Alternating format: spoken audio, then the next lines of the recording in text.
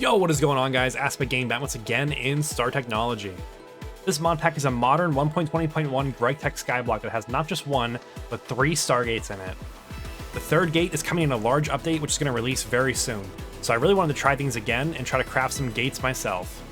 This pack wastes no time getting you into the GregTech progression, and neither will I, so let's begin. Ladies and gentlemen, we are back in StarTech, and I've missed it. I decided to play with AE2 channels on, but we're going to quadruple them. This will force me to maintain at least some semblance of decent AE2 practices in the later parts of the game, because I don't want to forget those. Right now, we're going to start with getting some stone. You need to right click on grass to get pebbles, and with an auto clicker, it's pretty efficient. To combine the pebbles, hover over one and press Shift K to compress all, which automatically crafts our 2x2 recipe. Now that I had some blocks to work with, it was time to expand my platform. I'm using effortless building to do this, and all you gotta do is press Alt, and you have these different shapes that you can build in, which is very nice. This platform is temporary, so long term I want to rebuild the base I made in my original series, if you remember that. Now that I have some breathing room, let's make some sieves. First I crafted up some crooks, which I'll use to break leaves to get silkworms. I wanted a few more trees, so I quickly threw together a little tree area. Once you place the silkworms on a leaf, they'll take a minute or two, but they'll infect the whole tree. If you break those leaves with a crook, you get a whole lot of string. Sifting is one of the primary ways we generate resources in this pack. Sifting gravel creates tin, magnetite, sphalerite, copper, and iron. Sifting sand creates amethyst, lapis, emeralds, nether quartz, and diamonds. And sifting dust gives a small amount of sulfur, glowstone, ender pearls, and redstone. There's a lot of other useful things to sift, but we'll get there when we get there. For now, just vein mine a ton of cobblestone to make some gravel. You can break the gravel again with a hammer to get sand, and then do it again to get dust. At this point, everyone knows the Ex Nihilo standard progression. That's a lot of completed tasks. While the furnace is cooked, we're going to solve our storage problems. So I'm building a colossal chest. It's a big multi-block chest, and it's going to make sense in just a moment. So you're going to need a whole bunch of these colossal chest walls, a colossal chest core, and a colossal chest interface to do what we want to do. Colossal chest core is an iron ingot and a chest wall. It's basically nothing. And the interface is just 4 cobblestone, so again, really easy to do. Now we have a big chest. That's not the end of it. There's a mod in here called Tom Simple Storage. We're going to utilize this to get an AE2 network in, like, the wood age. So all we gotta do is slap a crafting terminal in that chest interface, and we literally have an AE2 network. The only thing that's weird to get right now is glass, but we can make this pretty easily as well. We don't need that much to get to glass. We just need quartz sand and flint dust, which right now we need to make with the mortar and pestle. So I'm going to make a whole bunch of wrought iron just to make decent tools out of to start with. We need a lot more quartz sand than we do flint, so we'll do a whole stack of that. That should be a stack of glass. Very nice. And then I believe we put this in the campfire and then it's smelted as well. Yep, okay, so I'm going to go through and smelt all this up, so we'll have glass for whatever else we need in the future. And with that, I easily crafted up my Tom Simple Storage crafting terminal. It doesn't get much simpler than that. Now that the storage is sorted, we're going to go ahead and start getting water and lava to try to automate some stuff. Thankfully I thought ahead, so we have water already finished. Making lava is going to take a while to do, so we're going to work a bit ahead on this. So I went ahead and made a composter, and we can make bone meal from this, and then we can make the fired crucible with the porcelain clay.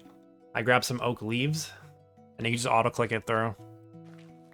We're going to need a whole bunch of wooden barrels, and you need stripped logs. The good thing is you can vein mine strip the logs, so that makes it pretty easy. So now we're in the wooden barrel arc. I'll start with making some mud, which is made by soaking dirt in water. I'll sieve this to get mycelium, which I'll use to create witch water. This is used to make blackstone, which when sieved gives galena and stibnite. Galena is really good. It smelts into lead, which we can use to make aqueous accumulators. This machine is the key that will allow me to automate a ton of early game processes. We'll start with the batch system to make clay, because we're going to need a ton of it. I'm using the fluid pipes from the pipes mod to extract water right now.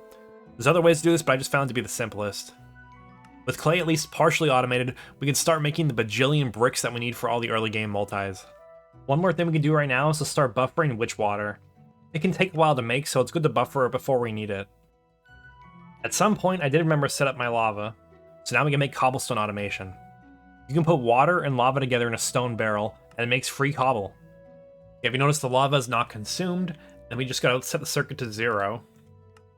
And there, it's infinite cobblestone. Let's get a barrel for that too. These item pipes are a bit expensive right now, but they're going to be worth it. Now I can put a lot of dust in here and it'll automatically be transported into the barrel and then out to make clay. And for the first couple machines we need a ton of clay. I want to start by making 4 coke ovens. We'll need the creosote they make to make other multis like the mechanical sieve and a large barrel. I'll need lots of these, so we definitely want to start building up creosote right now. Coke bricks are made with sand and clay, both of which we have in large quantities now, so it's no problem. And with a little bit of work, there's our first coke ovens. In the background, I've been slowly making fire bricks. We're going to need hundreds of these for primitive blast furnaces and ore factories. I decided to make the blast furnaces first, since steel will allow me to make some nice steam infrastructure. This is a straightforward multi to make, it's just a lot of fire bricks. I'm going to want 4 primitive blast furnaces, but for now we're going to focus on getting 1 just so we can get a little bit of steel online, then we can get working from there. Oh, would you look at that, I actually read the quest book and it was right. 40 seconds for wrought iron versus 90 for regular iron. Definitely make wrought iron and put that through your blast furnace. Don't even bother, this takes way too long. Especially now that I have a bunch of these stoves, making wrought iron is super easy right now. And I could probably even automate it if I wanted to, but this is just such a big batch that it's very easy to do. The next multi I have to make is a latex plantation. This is going to create rubber for us. I remember it being quite slow, so I'm going to make at least 2 of them and see if that'll get me to where I have to be. This needs jungle logs, which is interesting, so I guess we need to sift some dirt. Oh, we got a lot of stuff from that. Definitely an interesting multi-block to build here. I like it. Okay, thankfully it's have an internal buffer, so you just let it run without even needing an output hatch. So yeah, we can just get these going ahead of time, and when we need the latex, it'll be there. We're kind of rapidly closing in on LV already, which is nice. There's a lot of machines that'll be good to have, and then we can start building too, probably. I forget when you unlock the jet boots, but that's probably what I'll wait for to start building. Now, before I get too far ahead of myself and try to do LV, I think some steam machines will help me out tremendously. I think the best route to get steam power is with lava, so this can be created pretty easy with just cobblestone with a soul campfire and a large stone barrel. And this is something we can make right now. It's not that difficult to do. The reason I chose lava for this is that 100 MB of lava lasts 3 minutes in a high-pressure liquid boiler. Just one simple stone barrel can saturate dozens of high-pressure steam boilers, so I think this is a fantastic option. Just beware that they do cost a little bit of steel to make the boilers. And there's the alloy smelter. This should help us out a lot. I'm just going to manually move some lava for now. It's okay, it's going to last a very long time. By the time that this runs out, we'll be able to have like ULV output hatches and stuff, which can automate this fully. The second machine I made was a forge hammer, which lets me get a 3-to-2 recipe for plates. I am going to use some StarT coins real quick. We're going to take in this rewards tab, the changing the daylight cycle quest. So let's submit.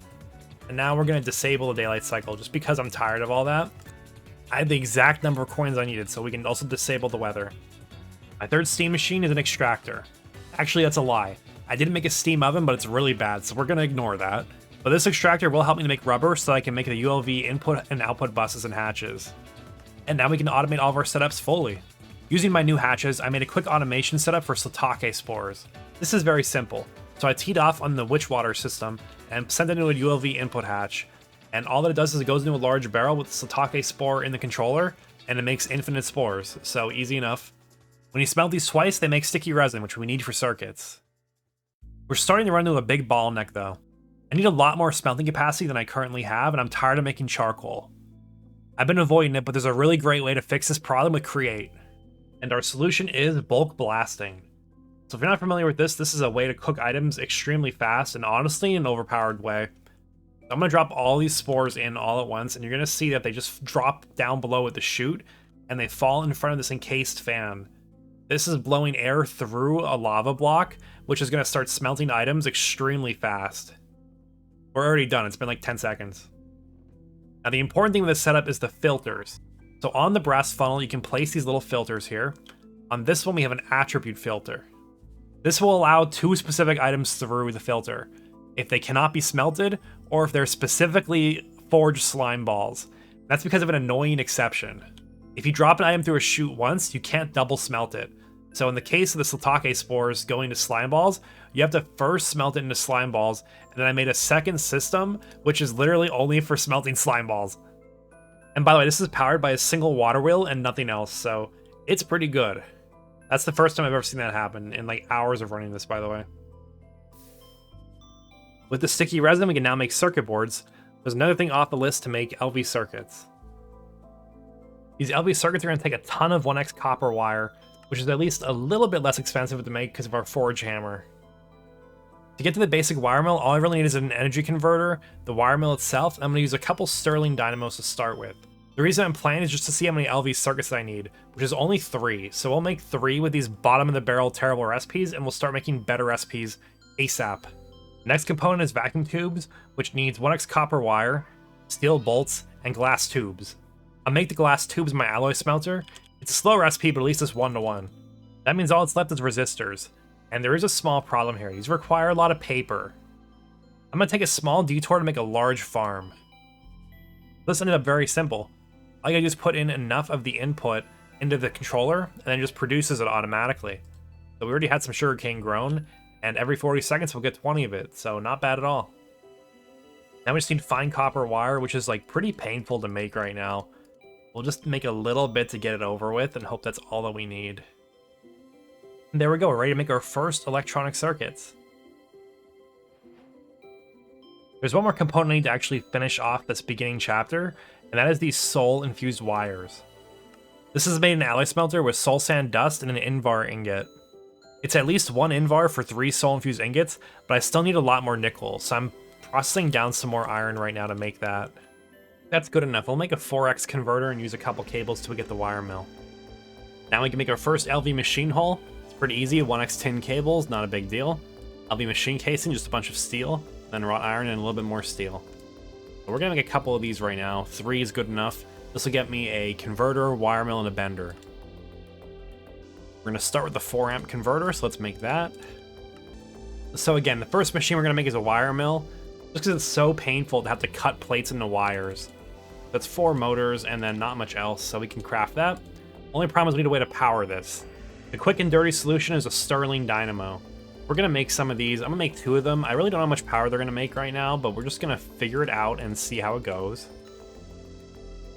I'm just gonna start my machine line right next to my chest. I mean, everything's temporary. Forget what the input side of this is. I guess that output is red. Okay, it's making 128 RF per tick, which is fine. That's 1 amp of LV, which is fine for now. We need to make an upgraded system fairly quickly. Our second LV machine is gonna be a basic bender. This should be self-explanatory. We can make plates at a 1-to-1 ratio.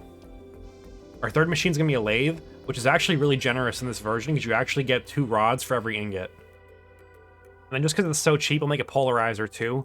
This will save me on some redstone. I'm making motors. We got a nice little machine line going already. There's a lot more to do though. I'd like to make an assembly machine and get some cheaper recipes for circuit crafting, but I'm facing a lot of challenges with that. I think we need to invest in some resource production because I'm gonna need 2 LV conveyors, which is 12 rubber sheets. That's gonna kill me right now. It takes me 4 stacks of dust to get like 18 sulfur, which is extremely bad. So I think we should automate that process. But I think we'll save that for next time. We got a lot done this episode, so I think we're gonna end it there. Thank you all for watching, and I hope you're hyped for the future of this series and StarT because it's looking pretty good. I'll see you guys next time. Have a good day.